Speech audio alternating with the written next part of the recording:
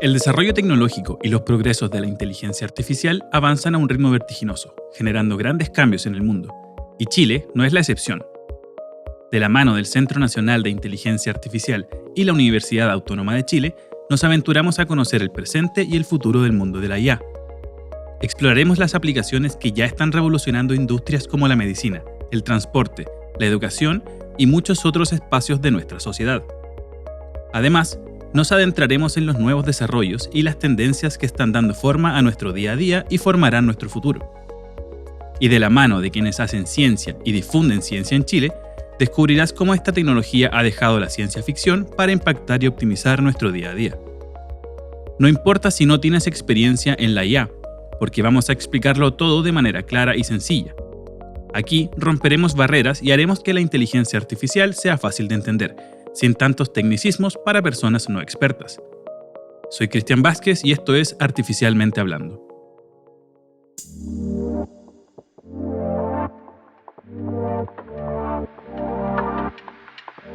Bienvenidos a un nuevo episodio de Artificialmente Hablando, junto al CENIA, el Centro Nacional de Inteligencia Artificial y la Universidad Autónoma de Chile, un podcast donde exploramos los beneficios y desafíos de la inteligencia artificial. Hoy tenemos un episodio bastante curioso, dedicado a un intrigante respecto a la inteligencia artificial, en el cual abordaremos cómo los sesgos son un factor relevante para su toma de decisiones y cómo este fenómeno afecta directamente a la sociedad.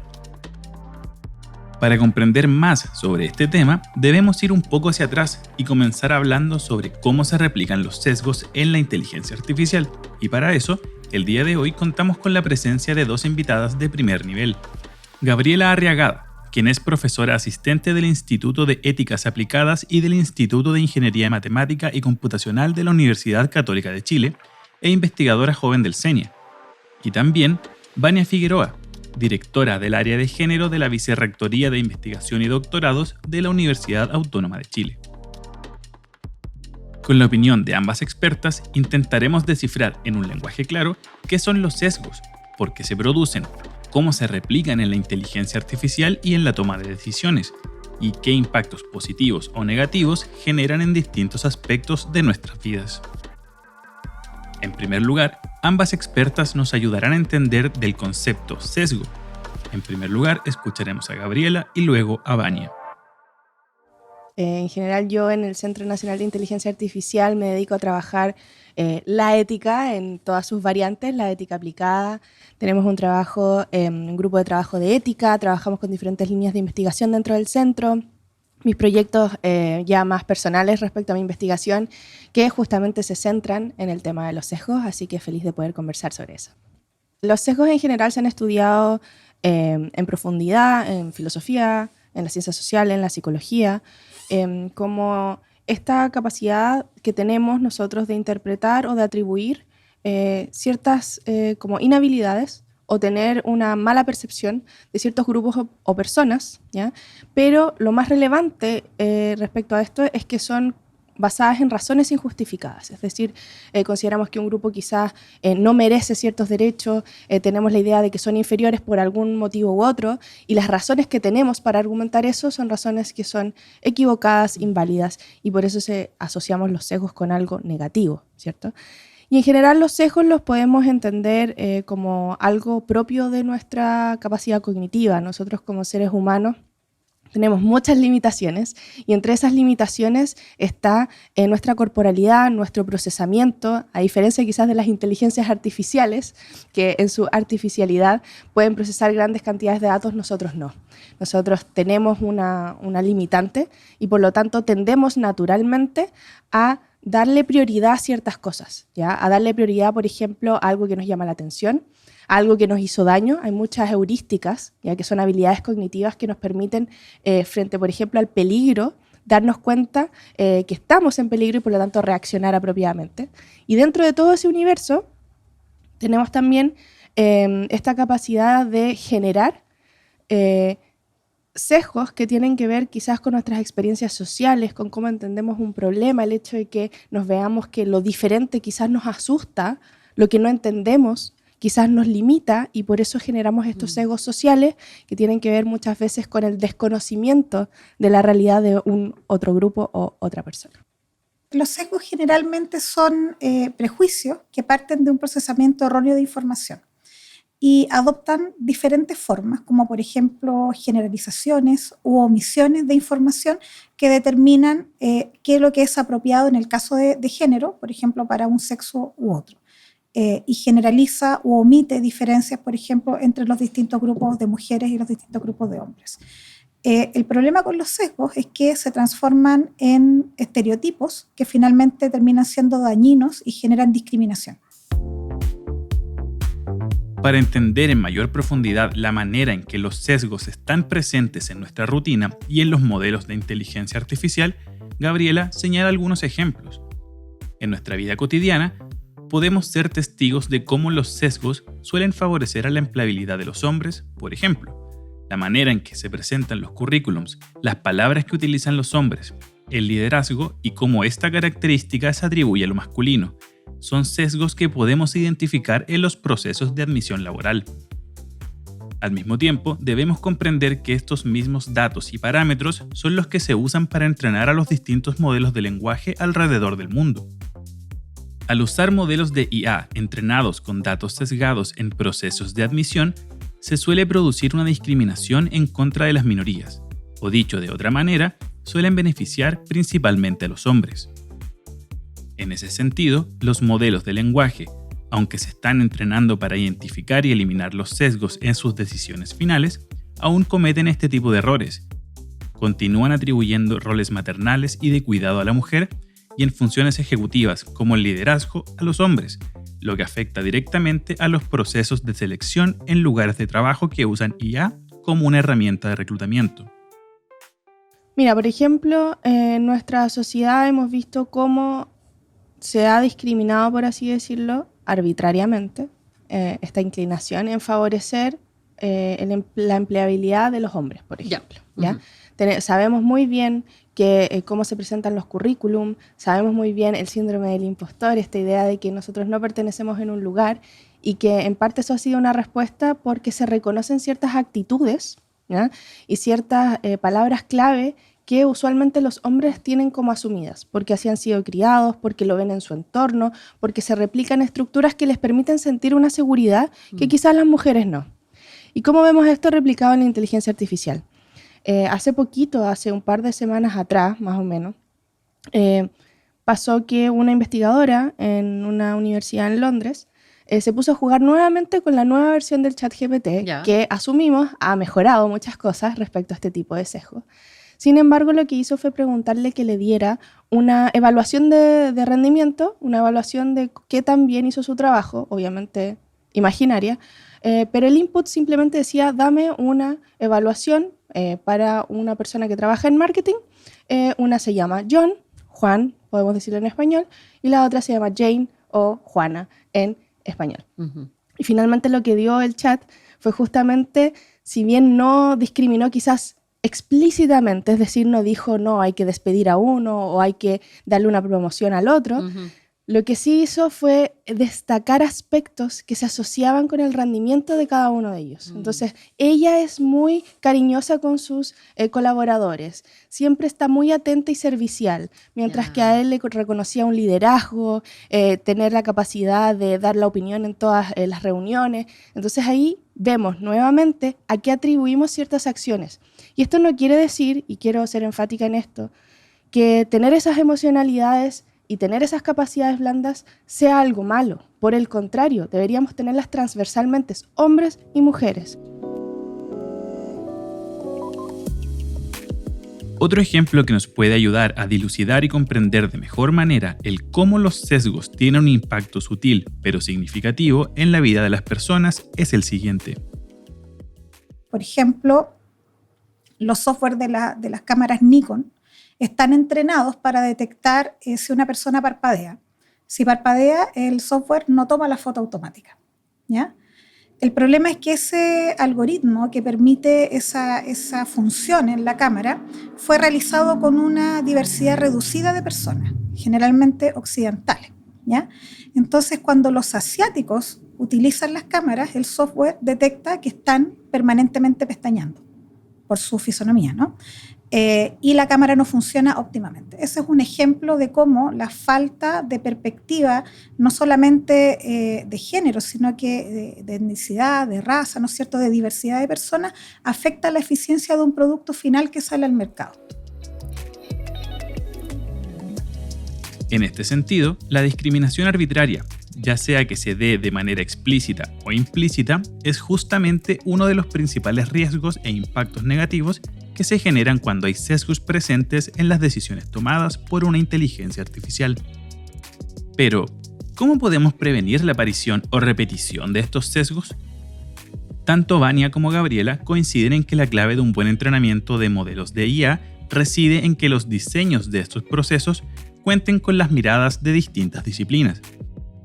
Por ejemplo, que a los equipos de programación se integren también expertos o expertas en ética o en género, que propicien un ambiente de conversación y colaboración que dé con los problemas principales durante el diseño de un nuevo modelo y de esta manera poder identificar sesgos implícitos en los datos y así dar una retroalimentación necesaria para contrarrestarlos. Yo creo que los principales riesgos son justamente en que se generen impactos o discriminaciones explícitas, pero quizás los que yo creo que son peores son justamente las que no visualizamos explícitamente.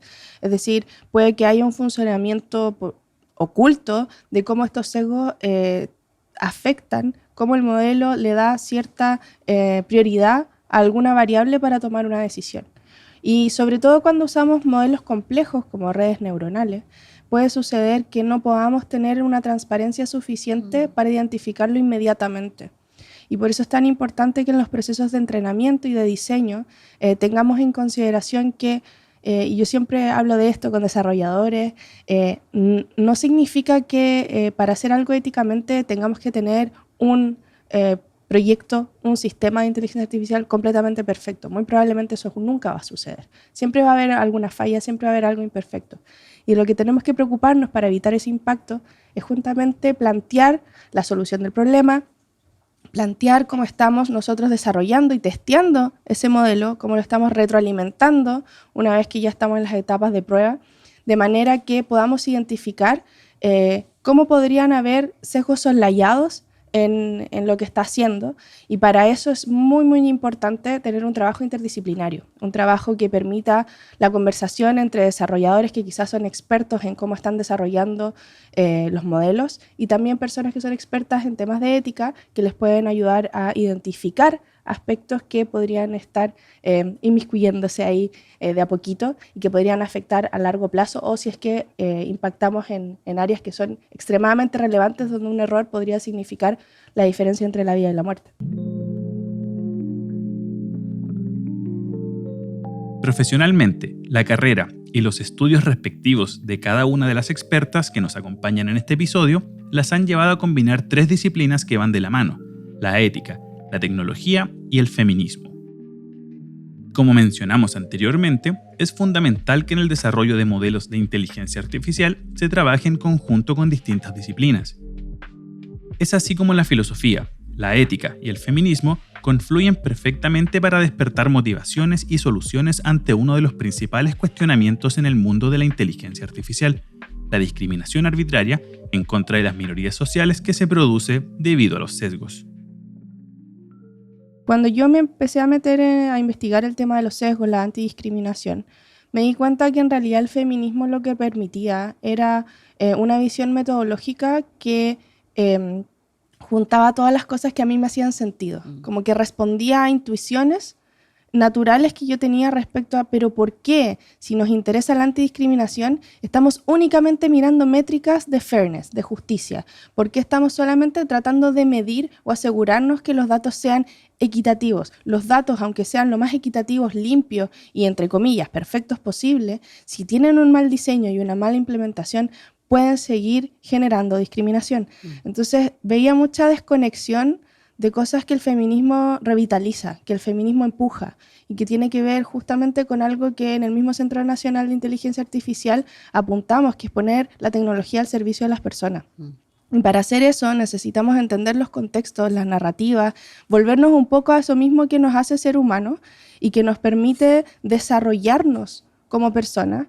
Y yo creo que el feminismo lo que hace justamente es articular desde conceptos muy potentes que tienen que ver con cómo situamos nuestros conocimientos, cómo nos olvidamos de esta idea de que la tecnología y la ciencia es esta cosa así brillantemente pura, casi que hay filósofos antiguos que de hecho decían que las mujeres no tenían la capacidad de universalizar principios matemáticos, y entonces... Hoy ya nos reímos, pero sí, pero era así. Sí. Y muchas mujeres que trabajaron en filosofía de la ciencia y en feminismo fueron invisibilizadas y sus ideas fueron después traspasadas a figuras de hombres. Entonces, cuando ahora vemos eso hacia atrás y entendemos que lo único que ellas querían hacer era ver una visión mucho más holística, tener la oportunidad de acá poder presentar eso, poder generarlo y contribuir en un centro que tiene un gran impacto como el nuestro, yo creo que es súper importante porque también nos cambia la perspectiva, nos hace entender que el feminismo viene a ser comunidad, que viene a juntar y viene a representar a los intereses de todos los que están involucrados.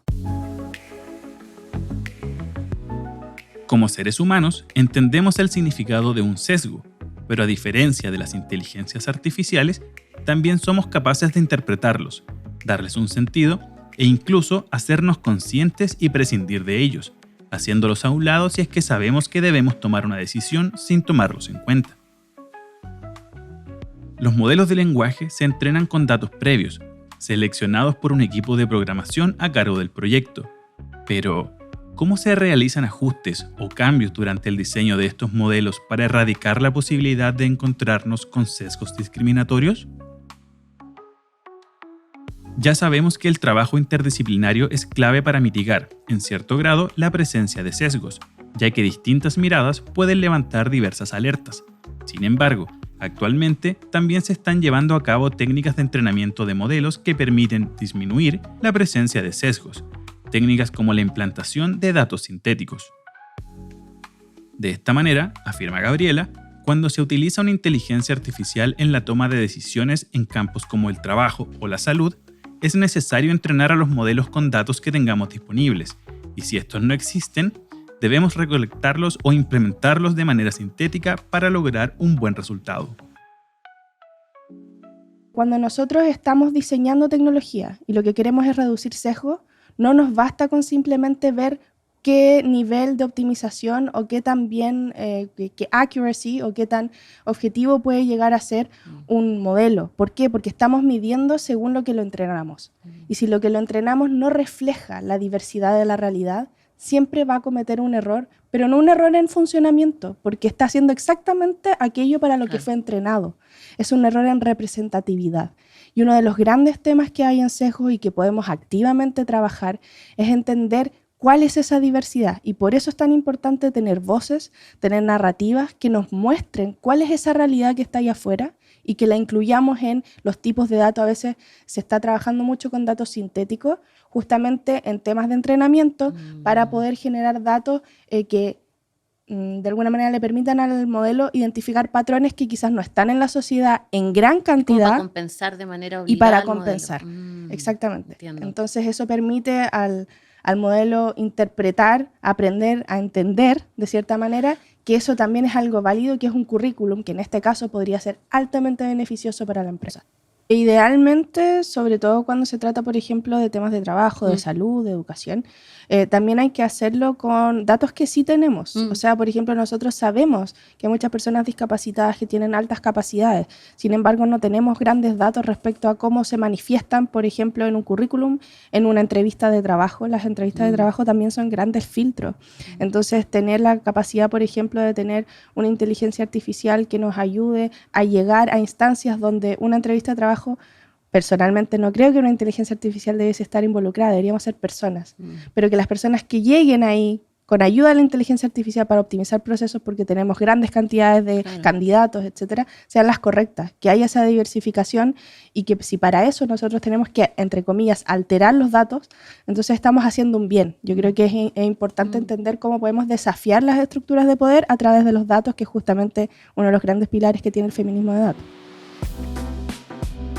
Para las expertas, La ética no es algo que vaya en contra de la innovación, no es una limitación, no es una muralla que estamos poniendo para detener el desarrollo, sino que es una capacidad reflexiva y de pensamiento crítico, que nos permite entendernos mejor como profesionales, como individuos, pero también como sociedad. Al mismo tiempo, sus perspectivas son positivas respecto al futuro. Es probable que en algún momento, como sociedad, superemos el desafío que hoy en día significan los sesgos, pero debemos ser conscientes en que aparecerán nuevos desafíos en el camino de la inteligencia artificial. A mí me gusta imaginarme, yo quiero creer en la idea de que esta conversación ya no va a ser novedad para mucha gente, que mucha gente va a estar leyendo mi libro y muchos otros libros, que van a estar empapados de ética, que van a entender que la ética no es algo que vaya en contra de la innovación, que no es una limitación, que no es una muralla que nos estamos poniendo, sino que es una capacidad reflexiva de pensamiento crítico hermosa y que nos permite también entendernos a nosotros mejor como científicos, como académicos, pero también como sociedad. Entonces yo creo que justamente el hecho de que se le esté dando tanto espacio al tema de la ética, que se esté entendiendo que la inteligencia artificial es sociotécnica, que la misma política de inteligencia artificial que está creando nuestro país está alineada con estos principios de inclusión, con estos principios de pensamiento crítico y de reflexión, yo creo que apuntan en la dirección correcta. Y quiero creer que a pesar de que nos vamos a encontrar con un montón de otros desafíos, porque ahora tenemos esto y si ya logramos manejarlo, créanme que van a salir otros más por debajo de la alfombra a medida que avanzamos en la tecnología, pero vamos a estar un poquito más preparados, vamos a haber aprendido de nuestros errores y que no nos pase lo que nos pasó con otro tipo de situaciones en la humanidad, como el mismo cambio climático, donde cuando la conciencia real llegó era un poquito demasiado tarde. Yo creo que todavía estamos a tiempo de empoderarnos respecto a la ética en el uso de la tecnología y quiero creer y tengo esa fe, tengo ese pensamiento positivo de que así va a ser. Yo soy muy optimista y yo creo que va a envejecer súper bien porque vamos a tener más información, mucha más de la poca información que he podido promocionar acá. Yo creo que vamos a avanzar en educación. Yo creo que hay un futuro que es bastante auspicioso. Soy optimista.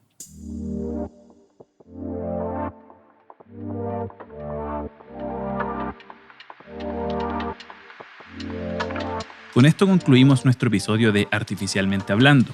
Recuerda que si quieres revisar las entrevistas completas de Vania y Gabriela, las puedes encontrar en el canal de YouTube del Centro Nacional de Inteligencia Artificial.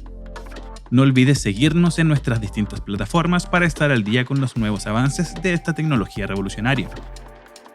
Soy Cristian Vázquez y esto fue Artificialmente Hablando junto al CENIA y la Universidad Autónoma de Chile, donde la inteligencia artificial está al servicio de las personas.